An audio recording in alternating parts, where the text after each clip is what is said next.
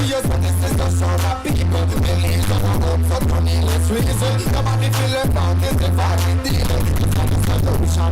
Yeah. No respect, selfishness and cooperation. That's how we need to build a strong nation. We are the people to make the changes. We are the changes to the day. And all the things that we feel up and I'm blue skies. I don't think that people can victimize us. We're together for better. We got to unite. Wake up, Billies, wake up, Billies. Another day is here. Wake up, Billies, wake up, Billies. We gotta keep moving, na. Wake up, Billies, wake up, Billies. Everybody gotta put the time in. Wake up, Billies, wake up, Billies. For the what we got not is a calling. Get up, make every day count up. Wasting people, pull your back, play around it. Where you need to look and do it for motoring your vehicle. Pick up the phone. Why wait till the time calling is the show? No matter even if you're at home. Just call in. Double your bed. Wake up, Billies. Wake up, Billies. Another day is here. Wake up, Billies. Wake up, Billies. We gotta keep moving. Wake up, Billies. Wake up, Billies. Everybody gotta put the time in. Wake up, Billies. Wake up, Billies. For the what we got not place for calling.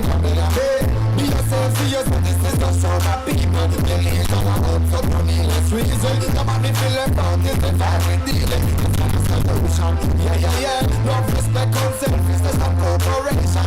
That's how we need to build a strong nation. We are the people to make the changes. We are the changes to the day. And all the things that we feel up and I'm blue skies. I don't feel like people can victimize us. We're together for better. We got to unite.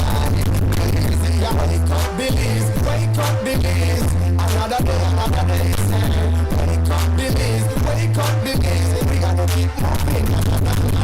Wake up, Billies, wake up, Billies. Everybody gotta put the time in. Wake up, Billies, wake up, Billies. For the what we got not place for calling.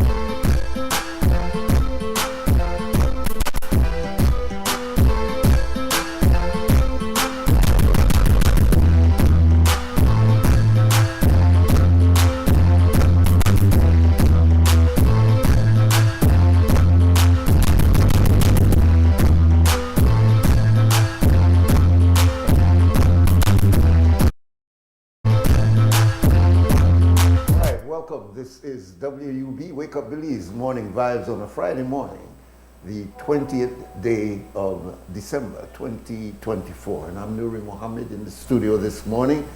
We welcome you. And of course, you know, we go through certain steps to bring you up to date on the weather, as well as our news package from our news center. Once we've completed that, then we'll get into the main conversation, and we look forward to that this morning. We have Mr. Tariq Matthews as our forecaster this morning. Tariq? Relatively moist and somewhat unstable conditions prevail. The 24-hour forecast: skies will be sunny with cloudy spells today and partly cloudy to cloudy tonight. The showers or thunderstorms will be isolated, with a few more mostly over southern and offshore areas today, then mainly over some coastal and offshore areas tonight. The maximum temperatures for today will reach 83 degrees Fahrenheit along the coast, 85 inland and 70 up in the hills. The low temperatures for tonight will be around 73 degrees Fahrenheit along the coast, 71 inland and 64 up in the hills. The winds will be from the north at 10 to 15 knots and the sea conditions will be light chop. A low tide will occur this morning at 8:15, a high tide this afternoon at 2:11, another low tide tonight at 7:37, and another high tide early tomorrow morning at 1:32. The sun will rise this morning at 6:18 and will set this evening at 5:23. The moon will set this morning at 10:38 and will rise tonight at 10:32. In the sargassum forecast, impacts, if any, from sargassum will continue to be minimal as observation shows little to no sargassum over our area. The outlook for Saturday and Saturday night: skies will be cloudy at times, shower activity will be isolated, with a few more mostly over offshore areas. For more details on our forecast products, please visit our website at nms.gov.bz. With that, we end this morning's forecast from the Belize National Met Service. The first in Belize since 1989, Creme FM presents the news. Informative, accurate, current information, local, regional, and international news, weather and sports. And now, the news.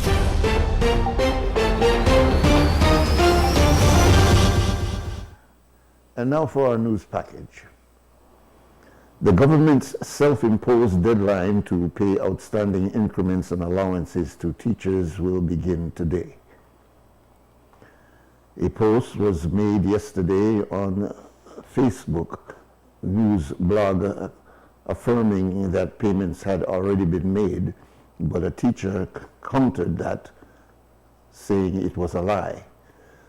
The CEO of the Ministry of Education, Diane Mejia, has since confirmed to Creme News and XTV that the ministry already made payments to the different management, who should in turn make the disbursements to the teachers. She told us that the process should be concluded by today. It was explained that this is not the way such payments to teachers are normally made. However, the ministry chose to do it this way to expedite payments outside of the usual payroll cycle. The National Teachers Union had given the government until December 31st to make the payments they say had been outstanding for over 3 months. In the event the government did not deliver, the teachers intended to protest in January. We are told that the payments amounted to over $1 million.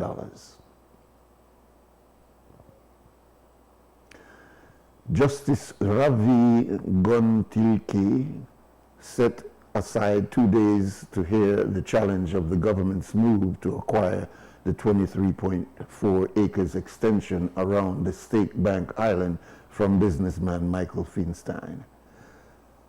The hearing started on Thursday morning with senior counsel Godfrey Smith putting forward Feinstein's case. He first responded to the points made by the counsel for government and even interested parties that the challenge is premature. Those interested parties are the receiver of State Bank Enterprise Limited, SBEL, and the Honduran company OPSA, who bought out Atlantic Bank's SBEL debt. Smith has countered the Ministry of Natural Resources with his first publication of the compulsory acquisition notice set in motion the process. He added that all that is left now for the property owners is to be vested in the government, the property's ownership to be vested in the government is for the second notice to be published. He pointed to officials' comment on the process and affirmed that all that needed to be said on the matter has been said, and that therefore only the court can stop the acquisition. Smith also reported that Feinstein's letter on his proposed compensation was ignored, and neither did the government invite him to discuss compensation. As to the argument in the case, Smith invited the court not to take the minister's acquisition declaration as a given, but to read into its intent so as to determine if it truly is for a public purpose. Another essential point raised by Smith is that the Land Acquisition Public Service Act, LAPA, does not outline the manner in which compensation payments must be made when a property is acquired by government, nor does it set out a timeline. According to Smith, this is contrary to Section 17 of the Belize Constitution, which says there is protection from deprivation of property. The attorney for OPSA, Senior Counsel Eamon Courtney, presented arguments in the afternoon, and this case will continue today. On Wednesday, we reported that the Belmopan City Council had taken an interest in the works of the Supply Control Unit. This is the unit within the Ministry of Food Security that sets price control and ensures that businesses are complying with the regulations. The objective of the council is to see where it can assist to ensure that unscrupulous businesses are held to account where possible under our regulation. Now here's the Mayor, Pablo Kawich. Yes, I had requested a meeting with the director. I had reached out to him to see how we can collaborate on addressing the inflation issue, specifically in the Belmopan area. We met and we discussed the strategy that they utilize to do inspections and their penalties when it comes to in violations. So what we agreed on was that we would work together. The counselors and myself would be taken on a walk through to participate in the inspection process, so that we can, as individuals, can also continue our monitoring to assist them on behalf of the city. So the main point of reaching out to the supplies control was to specifically see how we can address pricing in the Belmopan area. Not solely on goods, but we're also trying to see how we can set up some type of structure for accommodations, rent, because we know rent is also something very high in this area. For example, in this year, 2024, there were 13 stores in the Belmopan area that were found with violations. Two major violations. 4 of them had a violation of selling above the controlled price, and the other 9 were failure to display pricing, because that's also a requirement. The mayor also spoke about their intentions to deal with repeat offenders. As mayor of the city of Belmopan, I serve as chairman for the Trade License Board. So this initiative started because of the Trade License Board. When we heard about these violations, we found it important as the board to ensure that the business community realizes that this particular board and administration does not take violations lightly. We are serious about ensuring fairness to our people in Belmopan, and that was the intent for this initiative. So now, I think earlier you said that you also want to take a look at rent, possibly. How would that work? Because I think it's a private entity that they have, and they're choosing to rent out like their home. So how would you sort of regulate that or bring it normal? Well, as part of trade license, to be a renter, you are a landlord. That in itself is a business.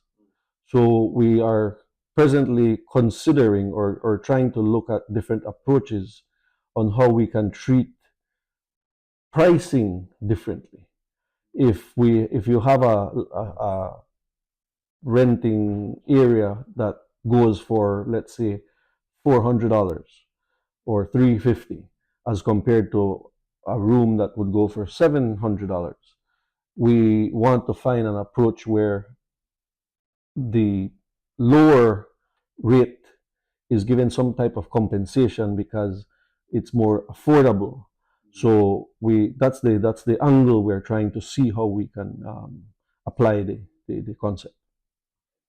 And then back on the supplies control regulations violations, have you guys considered like shutting down businesses who are repeat offenders for at least a short period of time or an extended period of time? Is that on the table? Well, in the renewal of their trade license this coming year, the violating stores will have a warning stating that we are aware that they have been contacted by the supplies control and that they were found in violation of certain regulations, and if they are found violating again, the trade licensing board would then consider revoking their license for not complying with the laws. Their coach says that they're still thinking through their approach. On Saturday, XTV Belize will air a third Haiti Solidarity panel discussion organized by All Caribbean Dialogue along with the National Workers Union of Trinidad and Tobago. The event will take place at the union's headquarters in Trinidad, but anyone can join via Zoom. Among the 6 heavy-hitting panelists is UBAD Educational Foundation chairperson Yaya Marin Coleman, who organized interviews about the event. Jamaican human rights attorney Malani Alain spoke of the importance of everyone tuning into the event on Saturday at 4 p.m. Belize time. One of the most pressing human rights issues for the Caribbean right now is Haiti's deepening displacement crisis, which is shaped not just by the intensification of flows of Haitians fleeing catastrophic violence and political insecurity in Haiti, but also by an escalating cycle of repression and discrimination by states in the region, meaning fellow CARICOM states, who I think have a moral as well as legal obligation to respond to Haitians fleeing persecution according to principles of solidarity and refugee protection. And so I think this upcoming Zoom is critically important to drive home the message of international solidarity. International solidarity doesn't only mean, addressing the situation on the ground in Haiti, which is critical. It also means addressing the situation of Haitians on the move across the Americas region as they seek safety in other countries, to ensure that states in the region are protecting vulnerable populations and ensuring that their human rights are protected. And what I've seen in the past few years is, organizations across the region, from Guyana to Jamaica to, other countries in the region, coming together and trying to craft a unified message of solidarity using multi-pronged strategies. I'm a lawyer, so the work that I do incorporates, strategic litigation and defining a human rights framework according to international standards. But we have, just really incredible and important work being done, including by Sister Yaya, and other groupings across the region that are coming together, as I said, with this unified message of solidarity. Elder Makuk Ako Matuta of the Caribbean Dialogue will be the moderator of the panel discussion. He emphasized that such events are necessary narrative of the colonizer about Haiti. I remember recently there was an article in the Trinidad newspaper about a mole being removed on the nose of King Charles. And I didn't know what was the relevance of that to our people in the Caribbean.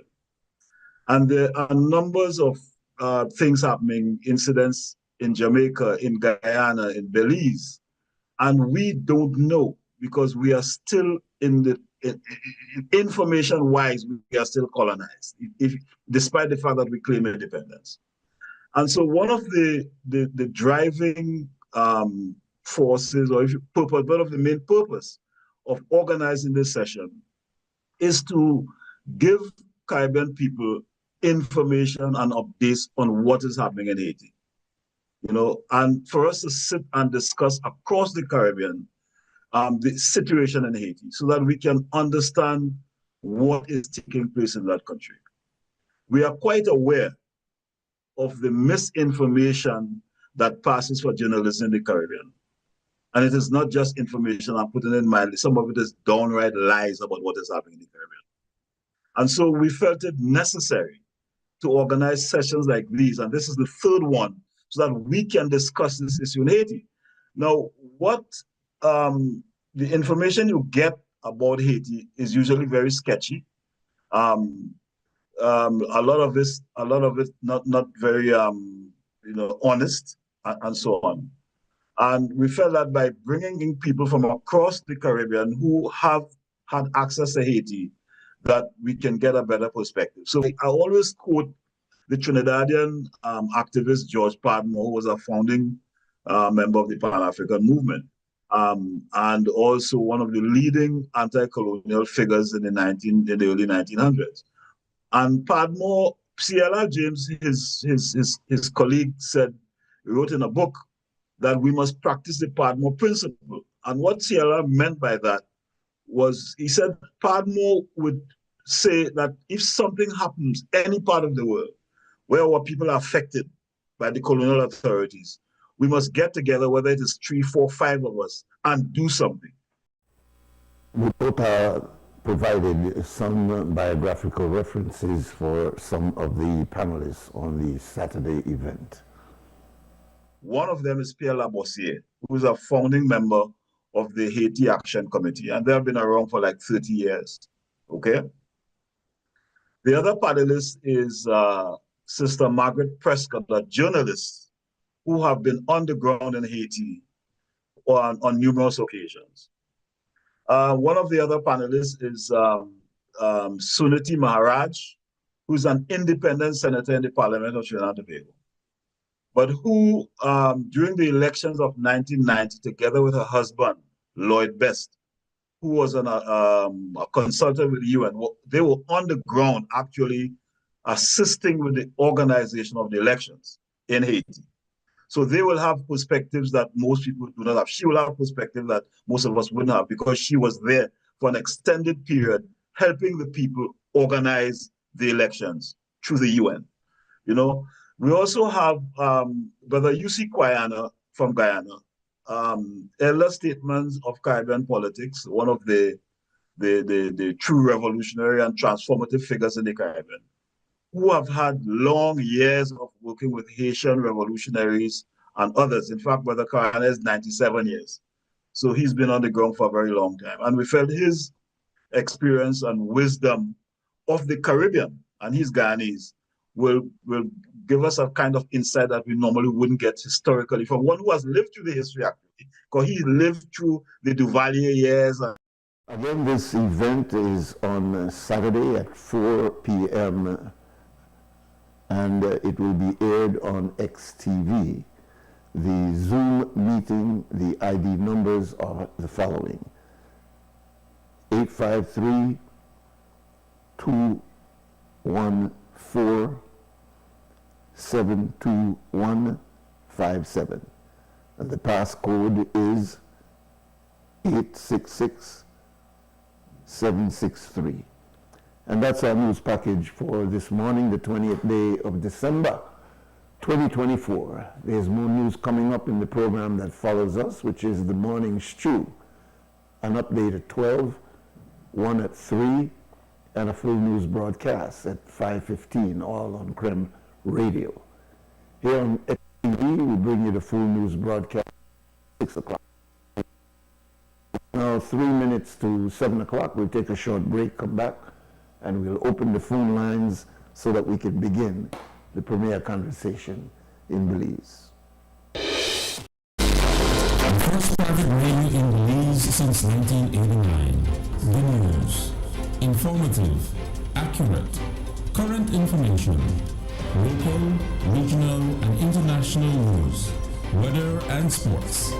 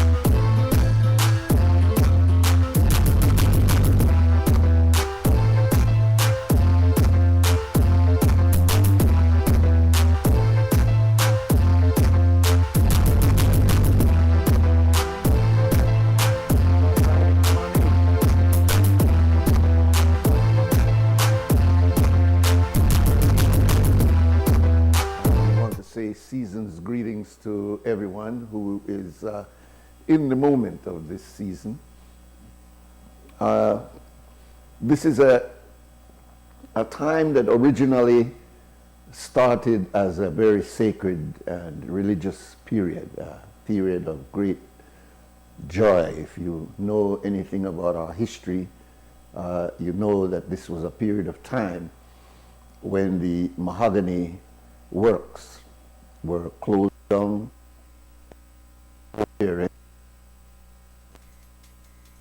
The gangs at that time. It's interesting how that name changed. It was considered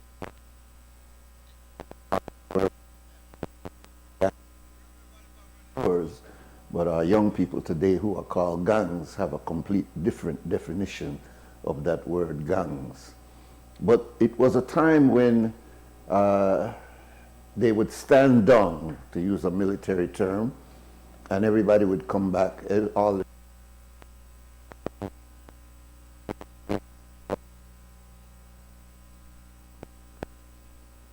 over happy time. You know, a lot of partying, and much of the Christmas songs, Creole Christmas songs, come out of talking about that period, and that period of enjoyment and happiness. So Christmas, rather than a sacred period, a baby in a manger period, it was really a relaxed, let loose, enjoy yourself period from the oppressive conditions that our foreparents were working with in the mahogany camps. And yes, there are some negative aspects of it. For example, we used to, I'm talking we as the men, our ancestors, our elders, used to draw down money from the Bakra, the slave master, to advance us through this period. And so we would get this advance, you know, we tell you, be careful of the advance where to get, because someone knew to get advance in your business and in your employer now, give me one advance. And so we get this advance, we come in and want to make sure that everybody get the, you know, you have to buy up linoleum, you have to buy up this and that and so on, so to really enjoy the Christmas. And then after the Christmas, the Maga season, because we have now a bill that we have to pay back, that loan that we have to pay back as that advance. So it was a kind of a way of keeping us under social and economic control. But it didn't matter, because Christmas was a time of great enjoyment, great joy. As I said, it wasn't so much a baby in a manger as much of it was a relaxed time for us to enjoy ourselves. And so in the spirit of remembering that this period is a period of relaxation and joy, you know, we want to extend our season's greetings to all of you here and abroad.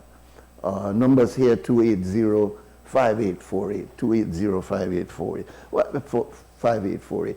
Why, Nuri, why you can't just say season greeting and move on? Why don't you always have to be tie in this black thing and this history thing, and why is it necessary? Because there's a colonized narrative about our history, and it is not always dealing with some of the rough parts of our history, some of the challenging and difficult to accept parts of our history. So we kind of gloss over it, and we just go into the jingle bells aspect of Christmas.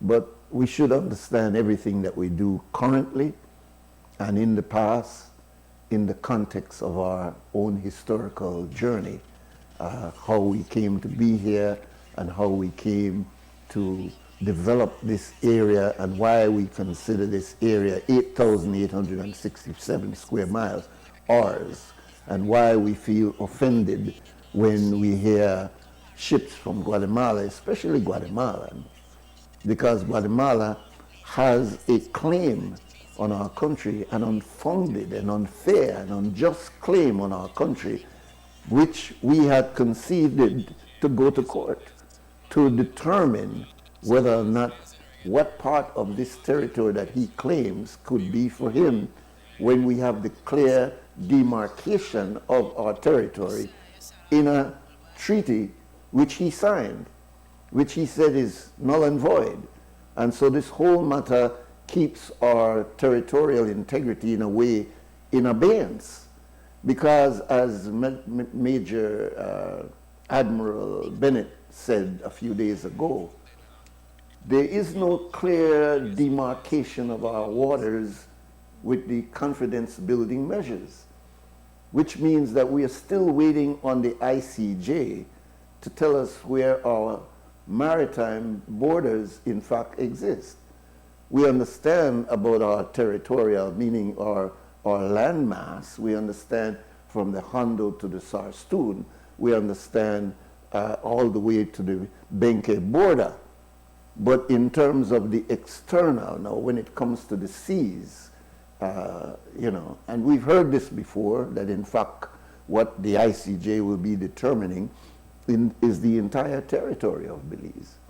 We are thinking, some of us, that it's only, you know, down in the Sarstoon area, or it will only affect, the decision will only affect, you know, from Siboon going down. But in reality, this document that is to be decided on is looking into all areas. And according to Dr. Schumann, he says the reason why it was put that way is so that the Guatemalan or future Guatemalan governments can up 10 years or 30 years from now raise this matter again and say, well, you never did determine what's going on in terms of the seas. And so it's important to let this particular case at the ICJ define completely what is our territory here and henceforth. Now, many of us have said, why do we need to do that? The United Nations already respects us.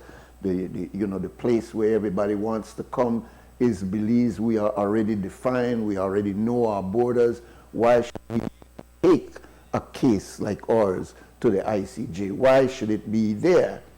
But all the international and even they call themselves Friends of Belize have gotten behind us, meaning our government, and said, look, this is the best way for you to solve this problem once and for all. It has been dragging and dragging and dragging from the 50s, 60s, 70s, 80s, and 90s into the 2000s. Now we're into the second part of this century, and it's still hanging on. And so if you want this to be solved, these are what these international partners are saying to us, and what our own local government is saying to us, both UDP and PUP, that we need to solve this matter once and for all. So it came up in my mind once again when I saw or read the interview with Admiral Bennett, who said that on this incident of the Coast Guards going out and confronting these invaders, or really these incursors, or these drifters, or these people who are never supposed to be there. And I can understand how in the days of GPS, and you know, science is not my strong point, but I can understand in my own infantile understanding of that science of GPS, how you could miss Belize. How could you miss our territory from land going out to sea? Why is it that you're not at least adhering to some international law of the sea protocol, that there's certain limits to your coming in? The only way that you could be making such a mistake is by intentionally not studying your GPS and floating in this area to see what our response will be. And our response was quick. Our response was and I don't want to say passive, but we exercise diplomacy on the sea, let's put it that way. And we're able to confront you, sound like it was a level of argument with you, and then eventually you turn around and left. And this is not the first time. You've been constantly doing this over the years. This is not the first time. It's been twice in the last few months, but it's been many times, especially in the Sarsoon. So it's an issue where the Admiral said in the interview given that, you know, the sea has not been properly defined as has been the land. Our numbers here is 280-5848. You're welcome to weigh in. So we started off by saying season's greetings to all, and we believe that that is appropriate at this particular time. We don't wait until we get any further to wish everybody a safe holiday. And as we said, the second point we wanted to make this morning is that the incursion into our waterways is something that is not to be forgotten or lost during this festive period. The Prime Minister and the Ministry of Foreign Affairs have said that they have sent a protest note. They have not published that note, but they have sent a protest note to the Guatemalan government to say once again that what you're doing is wrong. We don't countenance it, and I guess that's the the level of diplomacy that we are using. Some people have been calling that passive. Many feel that we need to be far more aggressive in our posture to the Guatemalan. There have been even people who have pointed out the Israeli size to the massive militaries that are around the Israelis.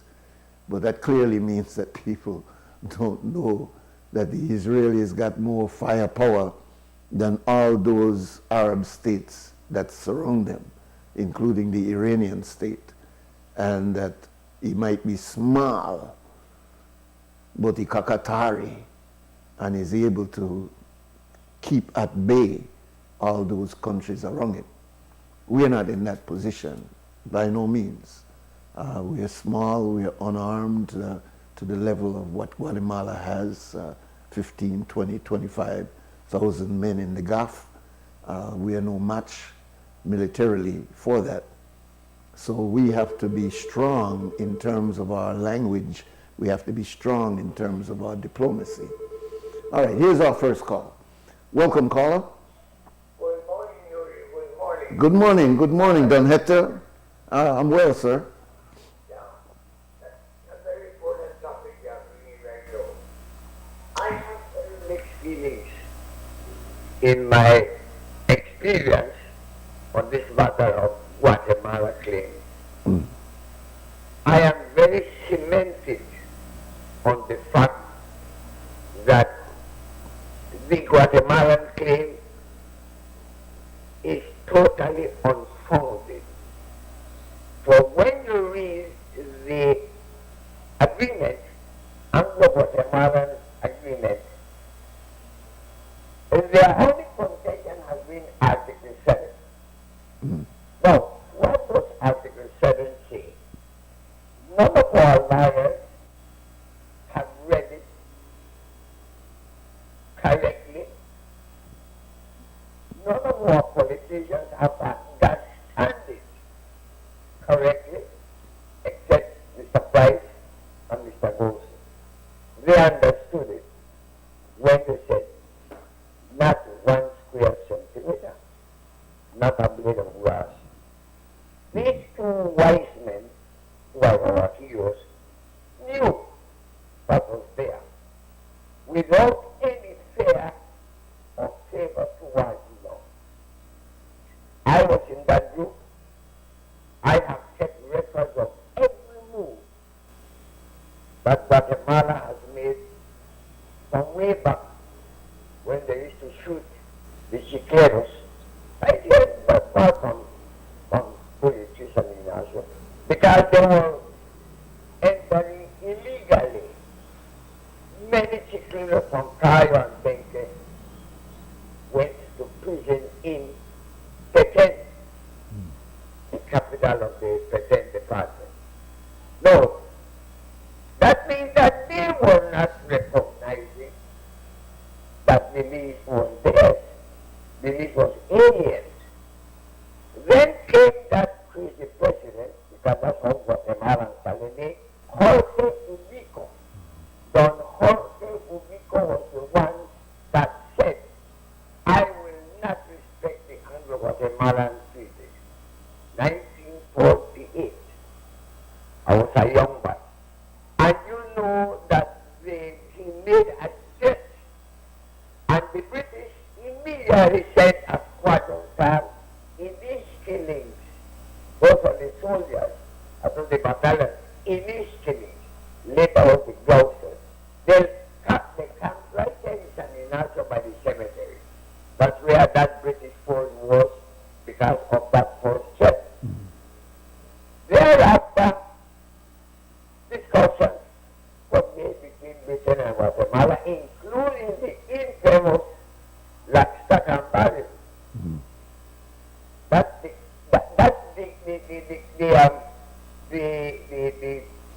sake of withholding. Why Britain was negotiating with Guatemala while there was a delegation going to discuss advanced constitution. When the British got back the cards, it was revealed by that Guatemalan colonel, Luis, that he actually, they were in negotiation to do what? To join Belize and Guatemala with a common currency, one. To also make a pact for joint security or defense, and to give Guatemala access to our territory waters. Okay, jump start to the heads of agreement. That was one of the worst things ever given to Belize, worst luck. Because Article 2 and 3 tells you what Belize was willing to give to Belize, I mean to Guatemala. Clearly. Well, I read it last night to somebody I wanted to know. Article 2 actually was giving Guatemala and rights over Belize. yes. Let me ask you something, Don Hector, because you were there, and you just said as a PUP in good standing that the heads of agreement was a terrible thing. Did you at the time make that known to Mr. Price? Because they were standing very strongly with this heads of agreement, even though I've heard you say on another station that even Mr. Price looked at that heads of agreement in private and did not agree with it. But there was great confusion on the streets of Belize, because many of us were out on the streets protesting that. And we were protesting, in fact, the PUP government, as some of us said, it sold us out. So you were there from River Bottom now. Tell us, how could Mr. Price have had disagreement with the heads of agreement when Assad, Schuman, Courtney, and I thought also Mr. Price signed on to that? You know, Nuri, that's a good question you asked, because to me, it was the biggest betrayal. Biggest betrayal against Belize. Here we were going into independence. Everything planned for independence of 1980. I remember I was engaged in the building of accommodation for the diplomatic corps by Mile 3 on the Haluma Road. No, everything was being done. Suddenly on the 11th of March, 1981, about what, how many, 5, 6 months away from that great day of independence, this head of agreement popped out. Unknown to us. Unknown to the Belizean people. This thing came out like a stab, you know, in the back of our independence. Mr. Price got a copy of it, and he said, I read it twice. He said, I couldn't agree with it. That was his words. I read it twice. No. The other step was to take it to the National Assembly. Yeah. Yeah, but before you go there, Don Hector, you're a little bit of confusion, and I'm only asking you these questions because you're a rarity. You were there. You know, you were inside. It's difficult to understand because many of us who were protesting believed that Assad Schuman, Mr. Courtney, had the authority of the cabinet to sign that document. How could Mr. Price not know the contents of that document when he, as the premier, gave authority to Schuman and Courtney to negotiate whatever thing Ridley signed with them?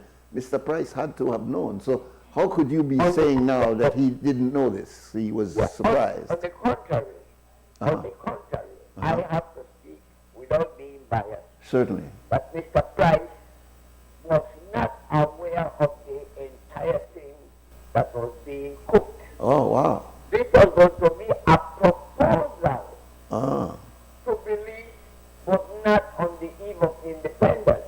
I see. The thing was being planned before, and if you know the intricacies that were going on within the POP, it was divided in two. I see. You had the Sylvester crowd, which included Freddie Hunter and Arthur McCoy, Right. because they, and all these but me, Captain Romo, in Belize, Sandy Hunter, Madame Liz, they were not in favor of what was happening because we knew the story from way back. I see. When RAM and PAC were formed, Revolutionary Action Yes, yes, of course. and People's Action Committee. So that's where the hitch links that still should be investigated by people who qualified and I. Because I knew, I smelled what was happening. Mr. You are giving a complete different history than I think a lot of us know about, and I thank you for this, because you don't have to do it, but it's very important to uncover this. I was in the belly of the beast, and I know exactly what was Clearly. happening, and what was being conquered, and the big struggle and everything, which caused the POP to lose in 1984. Indeed, exactly. That was one of the main reasons why they lost, because people thought that they sold out. Yeah. Mr. Price was the architect of the heads of agreement, lost likewise. Yes. Only 5 of them won, which is Sylvester, Madame Liz, Lentro Marine, McCoy. Only 5 people won. Because this thing already was a stench in the minds of people. POPs and UDPs, of course, there were those that were less informed, or unfortunately not to know what was happening. But that little girl, Bobadilla, they were panting, they blew it out, and the world gets to know exactly what it was. So Thank you very much. yeah, I thank you also, Don Hector. That's very important. Fish from river bottom piece of information there. I hope it will be written as a living story. I believe so too, sir. I think so, especially since at that time the British gave the order for a state of emergency, a real state of emergency. There were riots in the street, taking over of Radio Belize. That's a significant piece of history, and many of us who were on that side became perceived as enemies of the People's United Party. And we were painted anti-PUP because we supported that.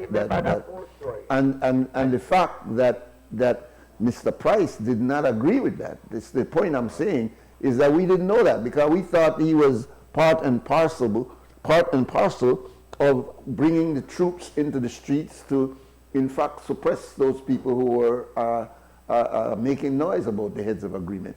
So I thank you very much. Maybe on another occasion we'll ask you to come back and they expound on that. Thank you very much, Don Hector. See, our young people, this is over 40 years ago. Majority of our people, the average age of a Belizean is 26.5. That means that the average Belizean out there listening or not listening is only 26 years old. And what he is talking about is something that happened during the period just going into our independence in 1981. So getting this bit of information becomes critical, particularly for our thinking students, so that they can have a better handle on how we have evolved to where we are. All right, we'll stop now for 2 Cents Camp, which is sponsored by Fort Point Security. And as soon as we finish with this next break, we'll come right back. I'm sure we'll get more calls on this matter.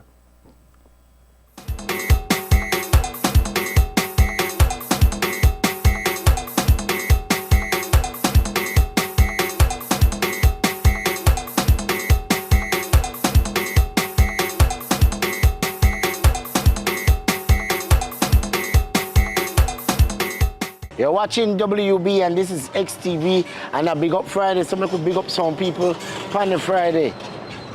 Let's go get some big. Yeah, because the people that work hard every day, Monday to Friday, Saturday sometimes, you know. We go put the self because things have to happen. But I say large. We are fast up, big up me, yo. Cockstyle shop. And that's all the thing there, yeah? That's why we big up Friday, big up Cockstyle shop, yeah? Respect. Look here, I want to big up the whole of Belize. I want to big up everybody from, especially for back yes man.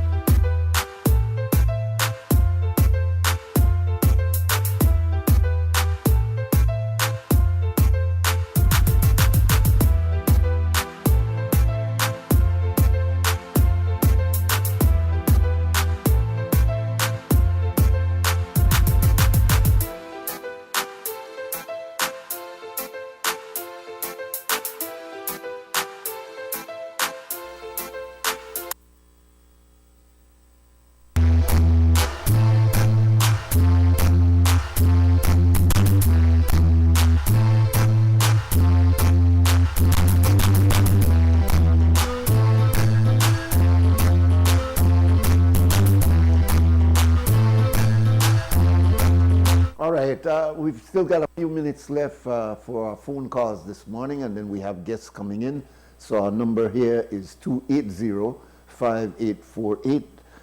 We had a couple of calls that came in during the break. If you'd like to make that call now, you can. 280-5848. As we said, we appreciated that call coming from Don Hector. That's, as we say, fish from River Bottom. Not everybody agrees with his conclusions because there were others there likewise. But Don Hector has been, for me, a source of information, a live source of information, particularly in the early PUP. And I'm not in a position that I could challenge him and tell him he's wrong, because I was not there those years ago. Welcome, caller. Good morning, Nuri. Yes, good morning, sir.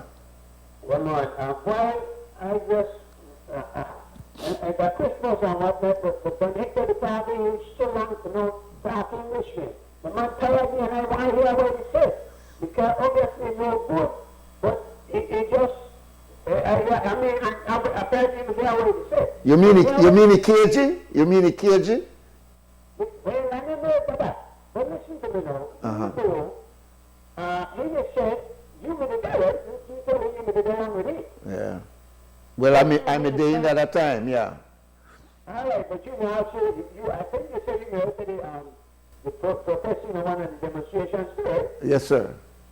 All right, but now he just said what he would tell you.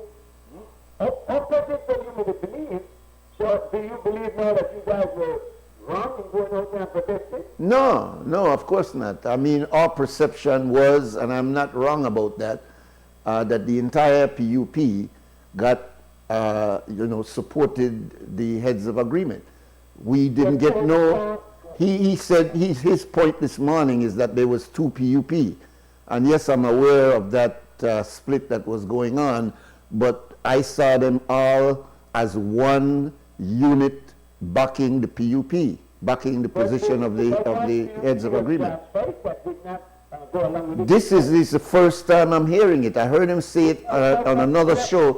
Jack was not like that, you know, for his years, you know, nobody know me great big and they, only me and somebody, that been kind of politics for me to play. Yeah. But I'm almost a one-man party. Yes. So and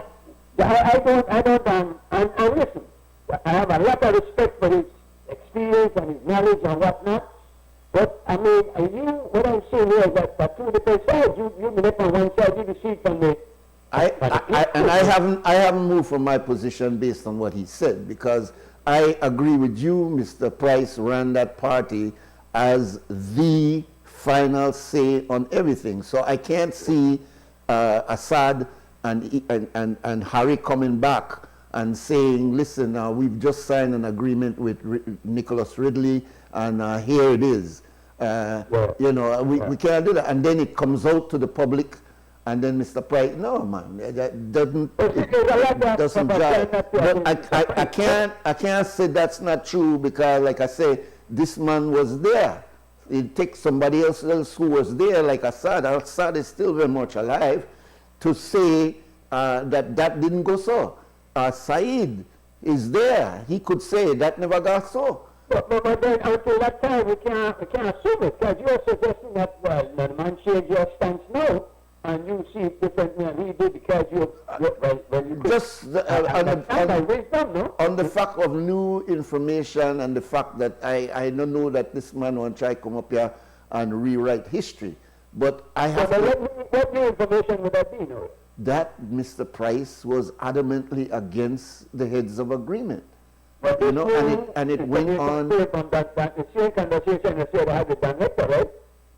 Yeah, I'm saying that what Don Hector is saying to me is, and has me thinking, is that I thought that Mr. Price and his entire cabinet went along with the heads of agreement. They only, as a matter of fact, when that history is told, you will find that Ted Aranda and the United Democratic Party did not fully go along with it neither. But they did not. The man who drove the opposition to it was Mr. Philip Golson, and then you had this groundswell of public officers and other unionists, etc., that came out. BAM, as you know, was... I never want to rehash the history of it, man, because the bottom line is, and we've seen what propaganda work, when the 13 proposals came up, and it was riot again and whatnot, to me, proposals are one thing, acceptance of that proposal are another, and I think it was premature, again, as it seems to me, saying in this instance. And you're basically agreeing with him. No. You mean it's premature to jump up and say this is wrong? No, of course it was not. It wasn't premature. Man, look here, if we as the citizens, having read the heads of agreement, and I read the heads of agreement, if we had sat there and had that just go like that, we would have been absolutely crazy. If you go back and you can Google that and bring it up and see how crazy that heads of agreement was. We were basically giving up. You're going on a tangent. You're going off. I'm not on it. Listen about that. At the end of the day, the whole thing was it going to be passed? Was it going to be signed into law? Apparently not. So that is what I mean when I think it was premature to jump up and you say, well, you have a right. If you think it's wrong. No, G-Mike. If you see that something is coming down the pipeline, do you wait until it gets there before you say something? It might be an illusion. It might be out of here and well, let it prove. Investigate first before you make a move. No, that's not we investigated it, and that's why it was withdrawn, my brother. That's the reason why it was withdrawn, because they saw that the people of Belize, once they became aware of it, they did not want that. And they said it in whatever terms people say those things. Now, if it's riot, if it's letters, if it's whatever, the fact... I don't know how you say you say that. He didn't tell a lie. Because you just say one thing, he just say another. No, what I'm saying is that I get the impression that what Mr. Don Hector is bringing forward is new information on a matter that I thought everybody understood. We never, ever heard, I never heard, that Mr. George Price or anybody within the People's United Party was vehemently against the heads of agreement. They closed ranks. My information and my observation at the time is that they closed ranks behind Harry and Assad. They closed ranks. You know, they didn't say, oh, that their idea and we know they plan that. And no. That was not the position at all. But I got to go, Brother G. Mike. Thanks. I understand. You got to go. Yeah, man. The Christmas party is in the park tomorrow. 1 to 7. That Kenny G will be in appearance. All right. So this to give away and whatnot. Yes. Stop that. Yes, man. All right, my brother. Good. We'll take our next break, and then we have some guests coming in now.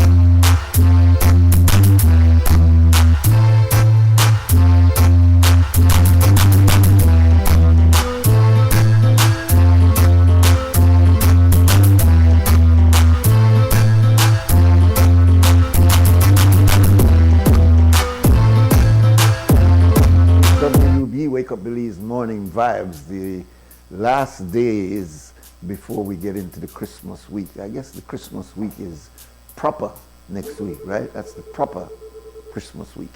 Caller, I'm sorry, we'll have to take your call right after we finish this conversation with our guests, but we will open the phone lines.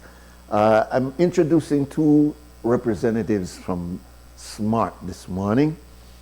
We have their product development manager, Miss Jessica Jones, and their product development officer, Mr. Daniel Kokom. Welcome to both of you. May I say to you that they do bring gifts and they will be asking questions, but the question that the answer to the question will be in the conversation. So listen carefully to the conversation. Miss Jessica will tell you her question first, and then Mr. Daniel will tell you his question, and then we'll get into the conversation. Miss Jessica, welcome. Hi, good morning. Thank you for having us this morning. You're welcome. We're here to announce, talk about our December promos, our Christmas promos. This is the last GST-free weekend, and as well as we've slashed the prices on some of our devices. So I think Daniel will start off with telling you our promotions for broadband customers, and then I'll finish off with the device deals. Okay, and what is the question that you're going to ask? We'll be talking about the lowest prices for our devices. And as well as Daniel will be talking about the discounts that are available. Okay, so you ask your question. The amount of discounts that are available. You don't look like you want to ask a question. I'll give you a chance to formulate your question, a specific question. Should I give it 20? Give it 20. It's just like mine. So, guys, so for smart promotion for December, we're doing a promotion on customers who have had internet with us and would like to know upgrade the internet. Right? Okay. So the answer, just listen to it right there. Right? Yeah, the question is? The question is, in Belize City, we now have higher speed internet than ever before. We have 100, 150, and 200 megabit internet speed. Yes. So for our existing customers who are not on that speed, we're giving a special promotion. If they upgrade to the higher speed, either 100 megabits or up to the 200, they could get 50% off for the first 3 months and also a free installation. So that's the answer to my question. What's the promotion for customers who upgrade? And I get 50% off for 3 months and a free installation. So the question is, what is the promotion? Yeah, what is the broadband promotion for upgrading the internet? And your question is? My question is, well, we have a list of devices that we've slashed the price on for this GST-free weekend. They're as low as, what's the lowest prices for one of our devices? All right, lowest prices. All right, good. Yeah. Now, welcome. Welcome. Thank you. Yeah, let me start again with you, Miss Jessica. What we were trying to do is to make sure that you could hear what the question will be so that you could get an easier answer. And my harebrained scheme was maybe they could give you the question before we start the interview. That way you could be listening to the interview to hear exactly what the answer will be. My plan didn't go exactly as I hoped it would go. But welcome, Ms. Jones. Thank you. Now start to tell us about these good things. Yes, so for the month of December, well, our promotions have already started. But this week, as you know, is the last GST-free week. So we've actually slashed the prices on 7 selected devices. And these devices are available at all our showrooms, 11 showrooms countrywide, 2 in Belize City, right? And these devices are, we have the TCL L5, which is one of our basic models. And these devices would basically go as low as, it starts at $70. And then minus your GST, which would bring it to about $62.22. And then as part of our promotion, which is split the bill with us, you get the chance to use, all existing smart customers would get the chance to use their promotional credit towards a device. So if you have $20, $30, and even $40 promotional credit, you can use it towards paying for your device. So the device is already at $62.22. If you have a maximum of $20 promo credit, you can apply it towards the device, and you could actually get the device for $42, that is $42.22. Oh, wow. And that is what you'll be paying in cash. So this device is actually below $50. Incredible. Yeah, so we have selected devices that you can choose from, and then we have a maximum of $40 to apply to the selected devices as part of the promotion. Well, Daniel, tell us about your part. So for my part again, with the broadband again. Yes. So I've already said the one about upgrading. Yes. For existing customers who would want to be part of the Smart family, we are offering a promotion which is once you bring a bill from a previous internet provider, you can get a 20% discount on the following bill. For our postpaid customers, so you just mentioned one of your staff members says that he's been a long time postpaid user. We also have a special promotion for them as well. If they are to upgrade their internet, their postpaid plan, they could get a maximum of 50% discount on a selected bunch of devices. So whatever they pay in that upgrade, they're gonna get back in return on a cheaper device. So if they're a flex or select and they want to upgrade to a higher plan, so from Flex Junior to Choice, they could upgrade to Select or Plus, which is our higher plan, and they'll get 50% off selected devices. And we're still not done yet with postpaid. Please, go ahead. Another promotion is a very popular plan with our Smart customers is they love to have a family plan, called the Share One plan. Yes. For anyone who signs up for a Share plan right now, will get unlimited data for 3 months. Wow. So once they take advantage promotion, the plan already comes with unlimited calls and texts, and it has over 200 gigs of data that is split among members. But to sweeten the deal a little bit more, you get free unlimited internet.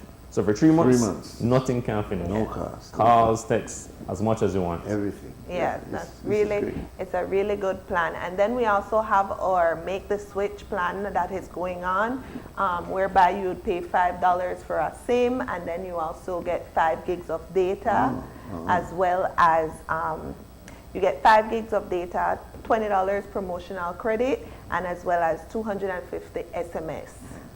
Yes. All right. And that's for 14 days, yes, Yeah. for 3 months. Oh man, that's great.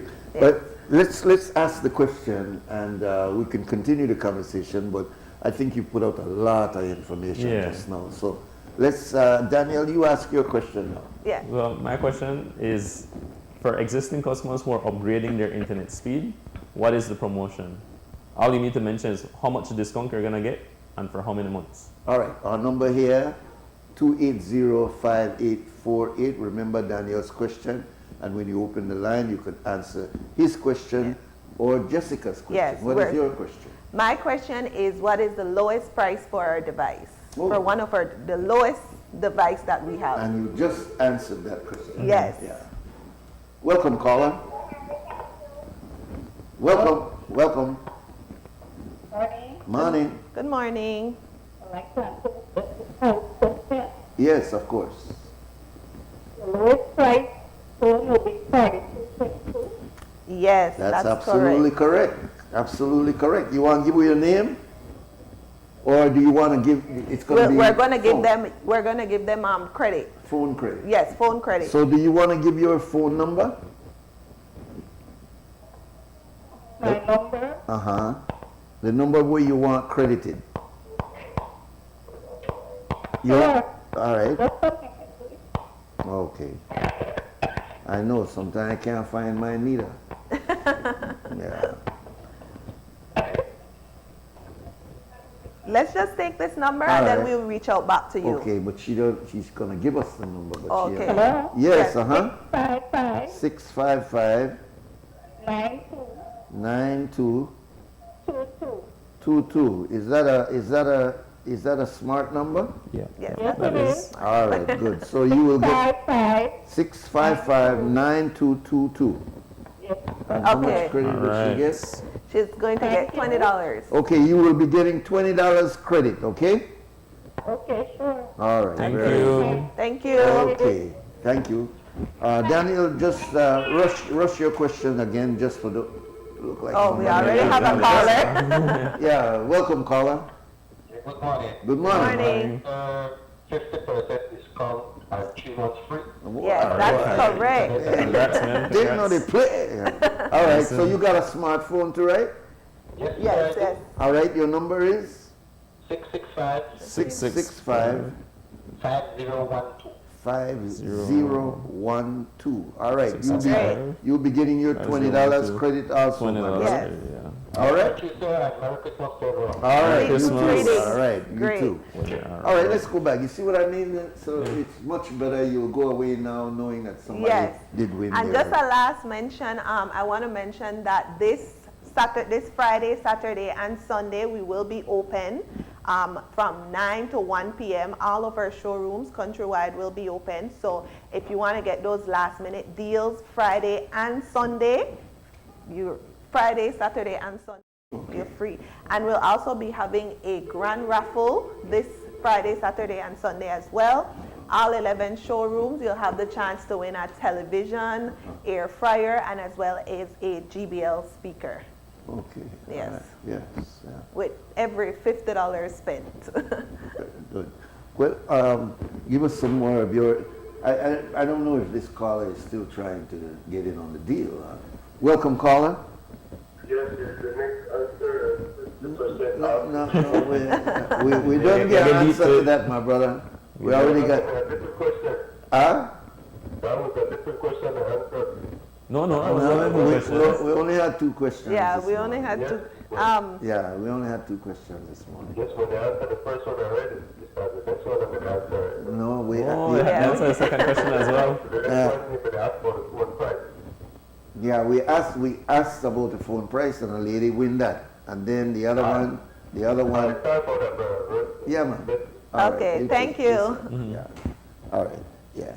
So, yeah, Brother Daniel, it seems like the deals that are being offered are extremely good deals. Yeah. Very, very beneficial deals. But go over it again so that people will know what to expect over this of the deals that you're offering. Yeah, so some of the deals, like when it comes to our internet or internet services, the first one we want to focus on is our existing customers, kind of giving back to existing customers who've been with us for some time. Okay. You know, with us now having in Belize City, being able to now offer these higher speeds, we want to get many of them to now enjoy what it's like to have these faster speeds with us. So to make the entry as easy as possible, it's free installation, 50% off, which would make it cheaper than what their probably current bill is, and for 3 months. So it's like, you know, it's the easiest way to try out this new service from us. Yes, you're going into the year with 50% less bills for 3 full months. So it's really a good offer to take advantage of. And if you're also a new customer as well, and you want to sign up with us for the postpaid, for the broadband services, you'll also be getting 20% off for 3 full months as well, if you want to make the switch and sign up with us. This is great. This is great. Well, I don't think you can beat those deals. But let me go over it one more time. I'll give you both a closing statement so that you could cover anything that you may, especially in terms of dates. Right? Yeah. So you first, Mr. Coco. So maybe leaning a little bit on what Jessica was promoting, which is devices. This is the last GST free weekend. So right now, our devices will be as cheap as they ever will be. So I would really encourage customers to come in, especially during this weekend, to take advantage of those deals. These devices usually retail for more than $100. So to get them below $50, can't ask for a better deal. Absolute deal. Yes. So you've got the last word, Ms. Jones. Okay. Well, yes, just touching on what Daniel says, we have some really great offers, some really great deals on phones this GST free weekend. And as well, if you come into our showroom, you get the chance to, and you make a purchase, or you also pay a bill, right? You get the chance to be entered into our grand raffle. The raffle will be taking place at all 11 showrooms. So we'll have 3 winners at each showroom. Oh, okay. Yes. And there's that's a lot of winners. So yeah. 33 winners. Very good. Well, it's so good to see Smart expanding the way they're expanding. Yeah. They're the last kid on the block, so to speak, but they're catching up. Yes. And that's good. Yeah. Yeah, Definitely. next year we'll be celebrating our 20th anniversary. 20th, so look imagine out that. for Imagine great that promotions. already. Yeah, imagine that. Yeah. All right. Well, we thank both of you, Ms. Jones as well as Mr. Pocom, for coming in this morning and to make the promotion. And we intentionally didn't get the names of these winners, but we do have the number 655-9222 and 665-5012. You will be getting $20 credit from Smart this morning. I'm sure as soon as they get out, as soon as they get they'll back. be working to get you your credit. All right, stay tuned. We still have much more conversation after this break.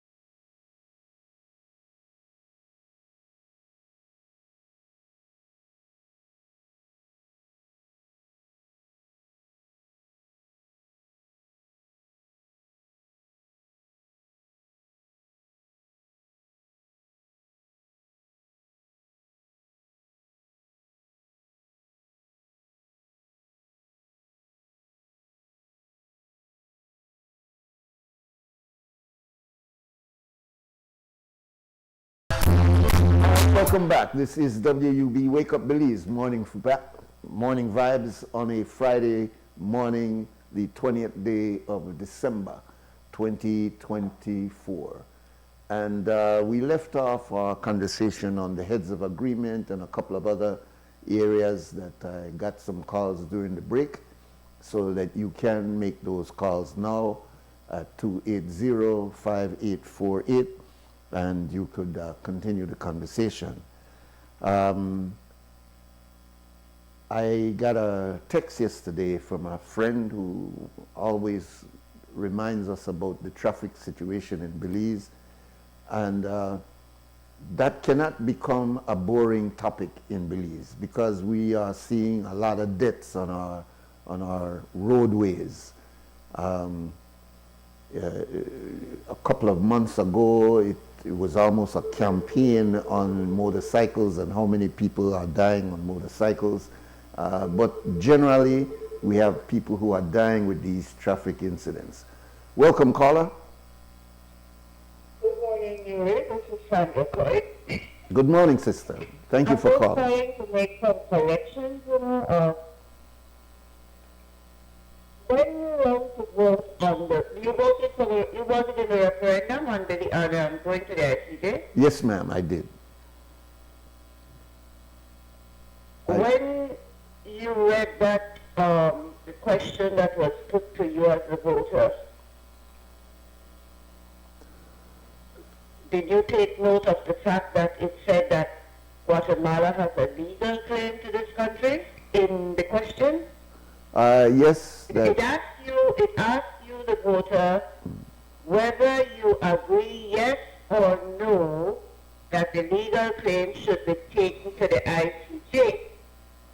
So if you voted yes, you were voting yes, Guatemala has a legal claim that should be taken to the ICJ. But if you voted no, what you were stating was, yes, Guatemala has a legal claim, but it should not be taken to the ICJ. The question never dealt with the legality of Guatemala's claim. The question was formulated and stated the legality as a fact. So the legality was not up for question in the referendum, Nuri. The legality was accepted. That's number one. Okay. Go and read the question. All of you listening, read the referendum question. You didn't want to read it there? Those of you who had your mind made up because you supported the UDP or the PUP, I don't know which one, you decided that you wanted a yes, that they didn't have a legal claim, so you were told, but the question tells you that they have a legal claim and asks you if you want the legal claim to go to the ICJ. So the legality was never up for debate in the question. So we told the ICJ that Guatemala had a legal claim and we have come to you to settle the claim. And you see, Nuri, you know why that is so diabolical? Is that in the 30s, when the Guatemalans resuscitated their claim, Great Britain argued that it's a matter to be settled in a court, and proposed, which was then called the Court of International Justice. It wasn't called the ICJ then. And Guatemala said, no, they don't want to go. It also involved with an offer was made of payment. There was offered of the President of the United States to act as the arbitrator. All kinds of things happen around this matter. And then comes the 40s, and the father of the current president of Guatemala wrote it into the Constitution. But wrote in the claim and also wrote into that Constitution Guatemala's, what is the word I want? Control over the Central American region, to the extent that all citizens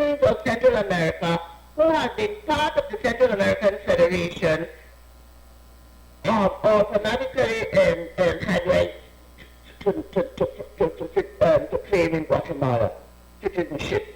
All of that was written into the 45 Constitution of Guatemala. Have you read that Constitution? Have you all, I'm putting it to all believers. Have you read the Guatemalan Constitution where the claim was first enunciated as a constitutional matter?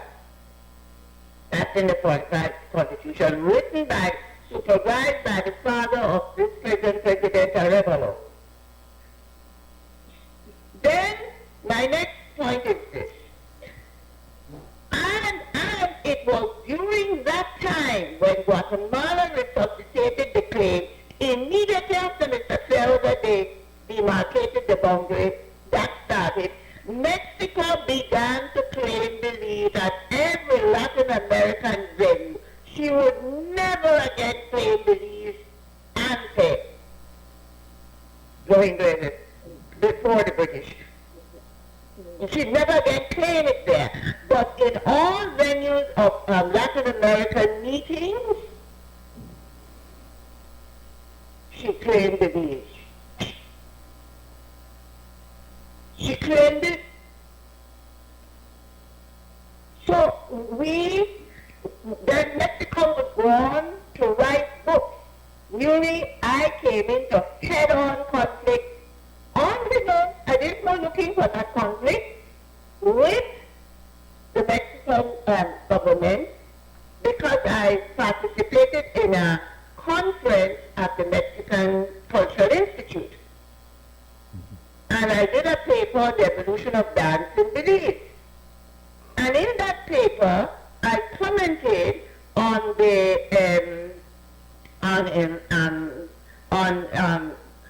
other countries in the region and the British also, who would periodically bring in dance groups and so on to Belize as links. And commented that the Mexicans did it. But that they and the Guatemalans are claiming us, so you don't know if it is just out of love of us developing culture or it's because of the claim. And the Mexican ambassador wrote Beverly Smith, objecting. And I love them dearly, dearly. That was my sister. So when Beverly presented me with the letter, I knew I would have to respond. And that letter is lodged in the Foreign Ministry of Belize. My answer is there, my response is there. So in my response, I laid out precisely with dates and authors the Mexican claim as enunciated in the aftermath of the Guatemalan commencement of their claim. The Mexicans never responded back because I was right on every point. Every book I quoted, every writing I quoted was correct. So I argued from then that we need to, when we went to the ICJ, we should have dealt with all three claims, Honduras, Mexico, and Guatemala at the same time.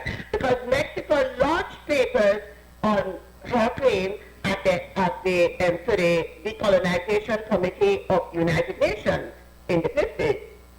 The documentation is there. So when you don't know all those things, how are we going to evaluate this thing properly? Now, it seems I didn't hear the whole conversation, that Donetta is claiming that Mr. Price knew nothing about, was not privy to all the details of the heads of the agreement. Is that what I heard? Did I hear correctly? That's what he said. He said that when he read it, especially item 2, that he said he doesn't understand this and he didn't go along with it. Well, I know that, let's go back to the draft treaty.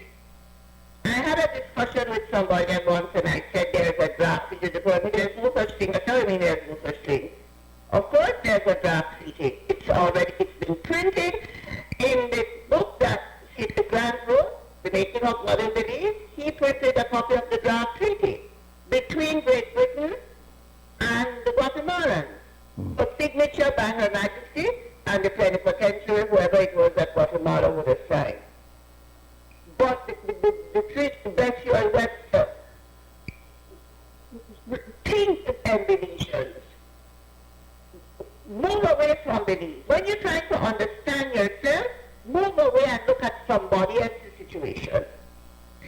There are two examples that beliefs are extremely relevant to beliefs. The Palestinian situation and the Chagos situation.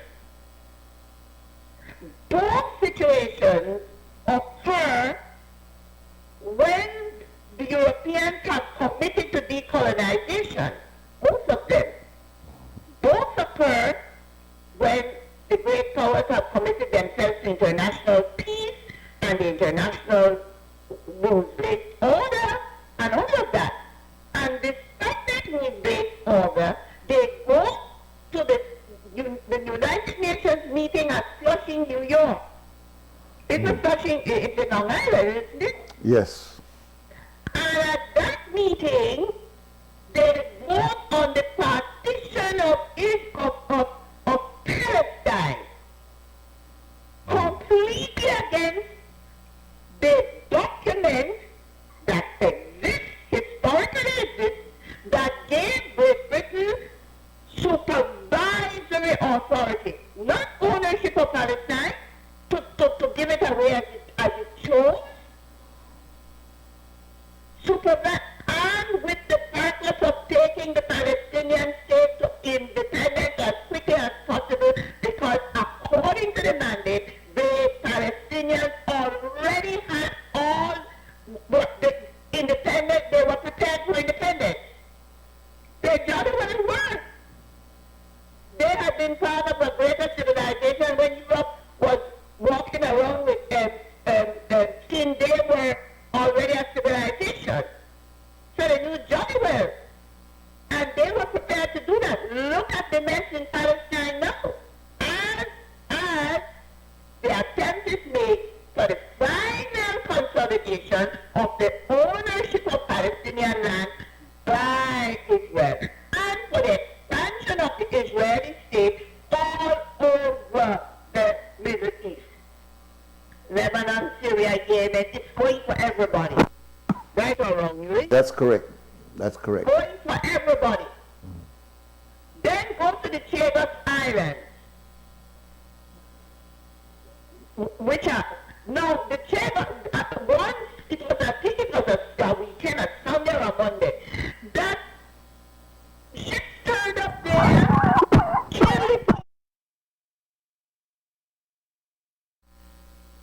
the people don't know why they are being removed from their land.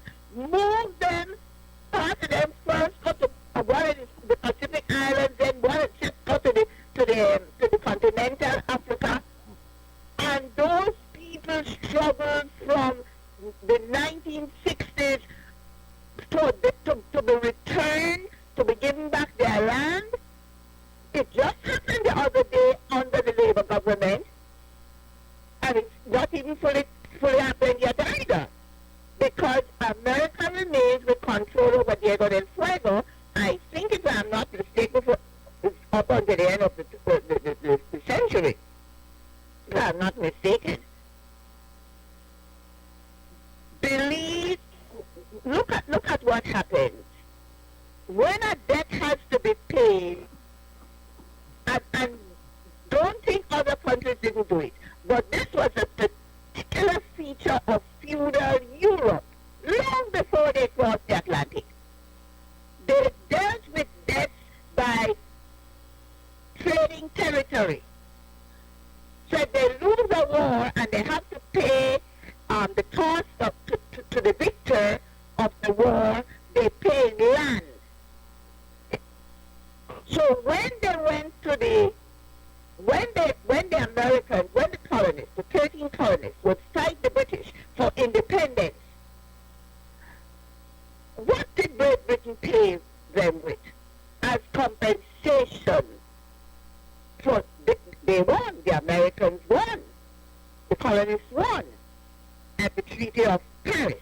Versailles. What did they pay with? They paid with land from the 13 colonies west. Land that was originally part of Canada was then shifted by the British to the American colonies. Look at the Caribbean. 1 minute an island is French, the next minute it's Spanish, the next minute it's British. They use the Caribbean like currency. Just pay. It didn't matter whether the people traumatized, have to psychologically shift from French to British. That didn't matter. They paid with land. Land was a currency they paid with. And believe is part of a land payment, currency payment. Study it, man. Study it. So the Americans come into the picture and suddenly they are going to study that Betty Webster. Find out whether he was really an international lawyer and trained in international law, or what was he really, this Mr. Webster, who wrote the Webster Proposal, the draft treaty, the basis of the draft treaty. Who was he? All I know is I don't know specifically what he said. Yeah. Go and check it out. Type in his name. He was an international lawyer, and even if he was, what gave him the right to write a draft treaty for this country? But Great Britain had a debt to pay to the United States. Nuri and Nuri, when Derek Aikman, when the Maritime Areas Bill saga took place,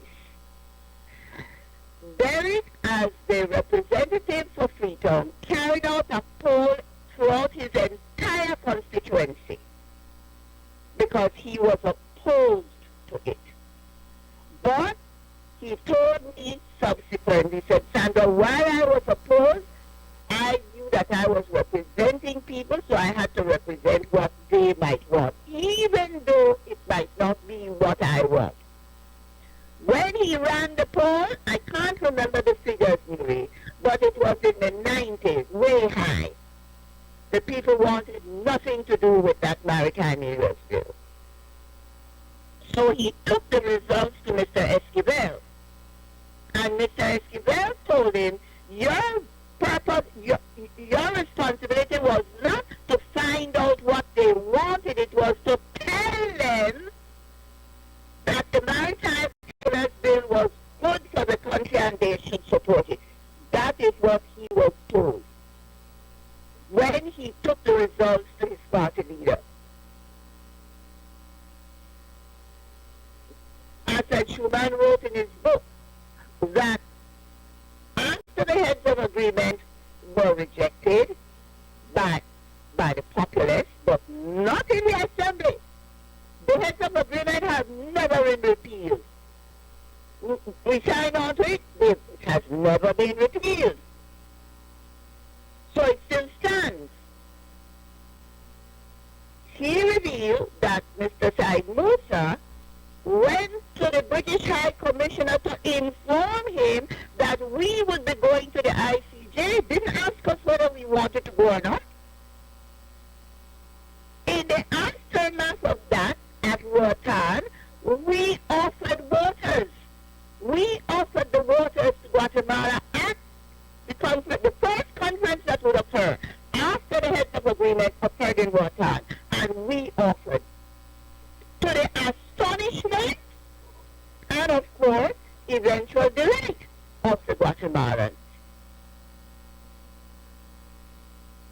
And I heard you say, somebody said, the land borders are secured. How are you going to say that when we have an adjacent zone, right? Admiral Bennett say. Admiral Bennett? Yes. You mean the gentleman who is in the Coast Guard? Yes. Oh. Well, we have an adjacent zone. Our borders were dismantled.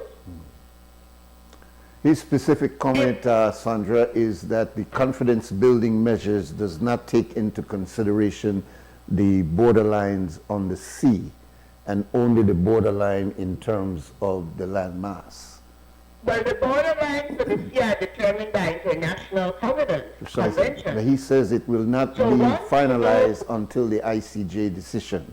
No. Once you apply the boundaries of the international convention, the international convention tells you what you owe on the international law. Right. On the international law. But we decided to change it in the South to accommodate Guatemala according to the old allocation. The old allocation was 3 miles of territorial sea, not the 12 on the international convention. We adjusted it. And that has been what the bone of contention in the maritime areas bill, because they committed to Mr. Phillips when he agreed to join UDP in their land, that would be repealed. Right or wrong? That's correct. And it has never been repealed. It has not been repealed. So we let's ask you another question, Nuri.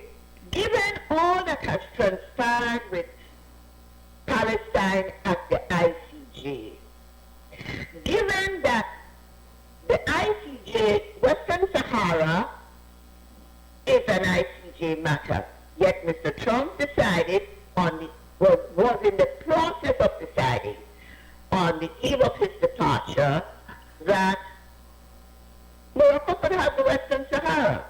Just like that, you know. In the same way, he arbitrarily decided, I don't know in what capacity, because at no time was the American president appointed the Holy Roman Empire of the entire world.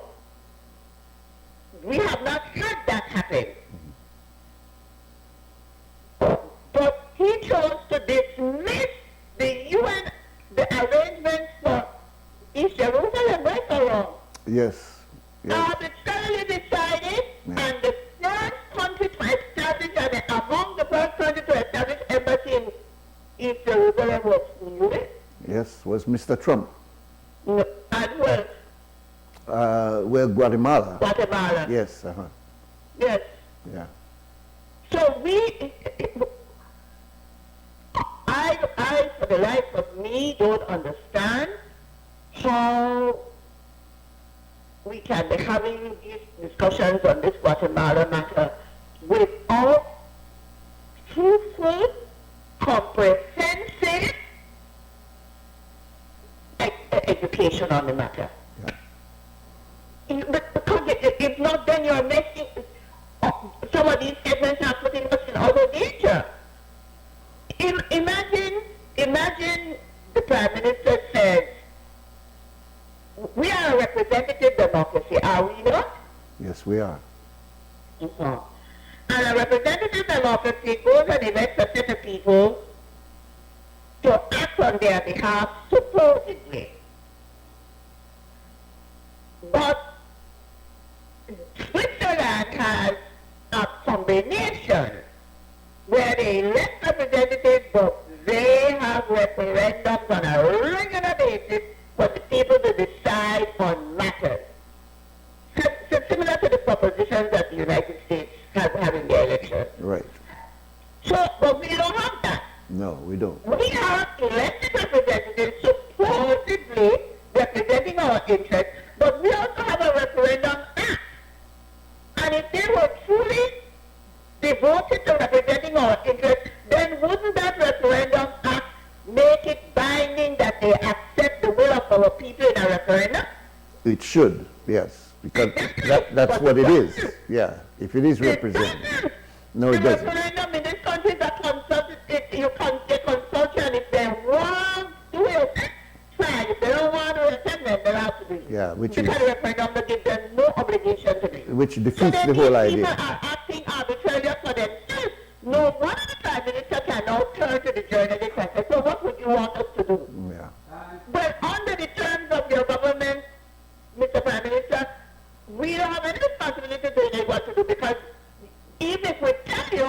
you don't do it anyway. You will do what you want, what you please. Yeah. It cannot have to change, Nuri. Man, stop taking on. We don't all have ring to a nose. Maybe 99.99% have, but I know who don't have no ring to their nose, and that's me. Bye-bye. All right, Sister Sandra. Thank you for that sobering ending. We're now at 9 o'clock. We'll take our final break and come back and close off for today.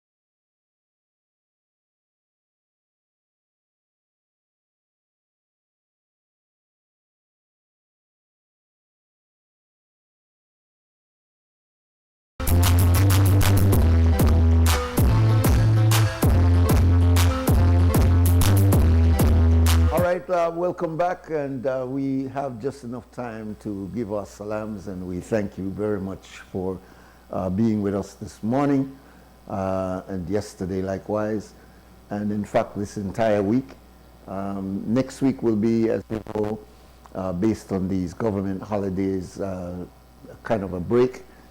Mose will be here with you on Monday and Tuesday, but then Wednesday, Thursday, and Friday we will not be here, just based on the scheduling that seems to be happening with holidays, etc., etc.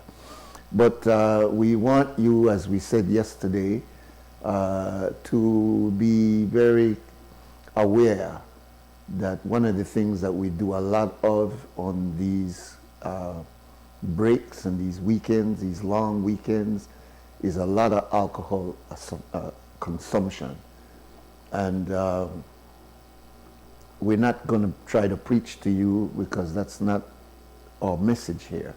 Our message is really just a warning that we are having many, many incidents of traffic violators, drinking on the road. You know, the amount of incidents that we're having on the road now is overwhelming. And so during these festive periods is when we get an increase in these accidents. So we would like everybody to be very conscious. If you're seeing a person who is over drinking and they're the driver, try to find somebody else to drive besides that person. We've been seeing people sending videos on Facebook of people just going back and forth across the road, obviously intoxicated. We've been seeing people driving without lights. Be careful of your back lights, because many of us, you're riding and you're not aware, because it's daytime, you're not aware that one of your back lights is not working. So every so often get out and check the vitals on your vehicle to make sure your headlights are working, your signal lights are working, your brake lights are working.